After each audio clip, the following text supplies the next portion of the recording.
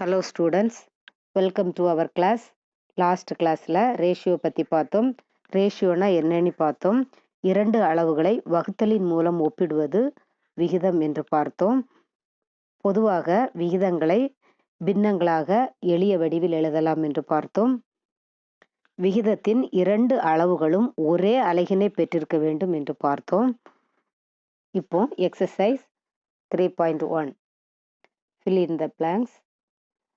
First one, ratio of rupees 3 to rupees 5. ரூபாய் 3க்கும் ரூபாய் 5க்கும் உள்ள விகிதம். இப்போ இதில் ரெண்டு அளவு கொடுத்துருக்குறாங்க. ருபீஸ் 3 ருபீஸ் 5 ரெண்டு அளவு கொடுத்துருக்குறாங்க.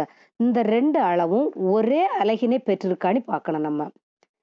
அது எப்படி பார்க்குறதுன்னா, இப்போ பாருங்க 3க்கு முன்னாடி இங்கே ருபீஸ் இருக்குது, அதே மாதிரி 5க்கு முன்னாடியும் ருபீஸ் இருக்குது. அப்போ ரெண்டுமே ஒரே அலகு. அப்போ இதை நம்ம டைரக்டாவே 3:5 என்று எழுதலாம். Second one, ratio of 3 metre to 200 centimetre. 3 மீட்டருக்கும் 200 சென்டிமீட்டருக்கும் உள்ள விகிதம். இப்போ இந்த ரெண்டு அளவிலும் அலகு வித்தியாசமா இருக்கு. 3 மீட்டர்ல கொடுத்துருக்குறாங்க, 200 சென்டிமீட்டர்ல கொடுத்துருக்காங்க. அப்போ இத ஒரே அலகா மாற்றணும்.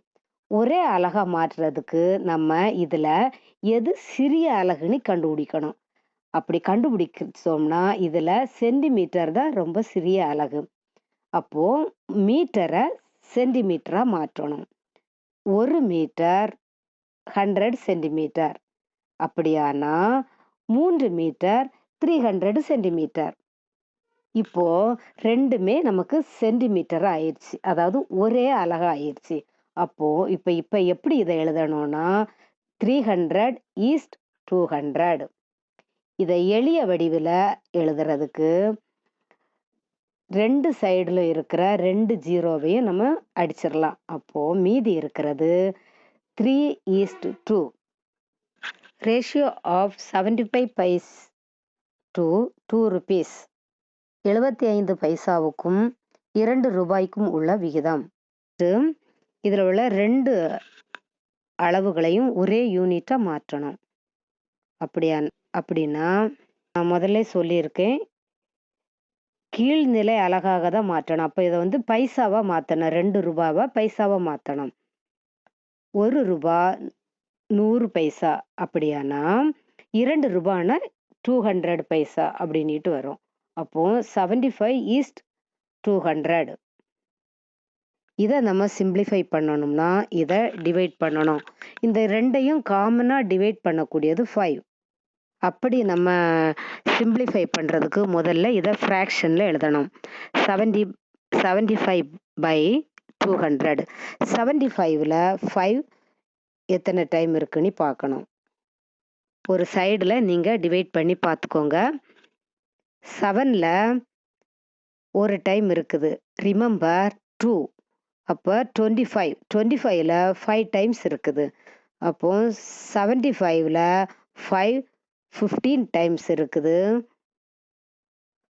நெக்ஸ்ட் 200ல் ஃபஸ்ட்டு நீங்கள் 20 எடுத்துக்கிட்டீங்கன்னா 20ல் 5 4 டைம்ஸ் இருக்கு.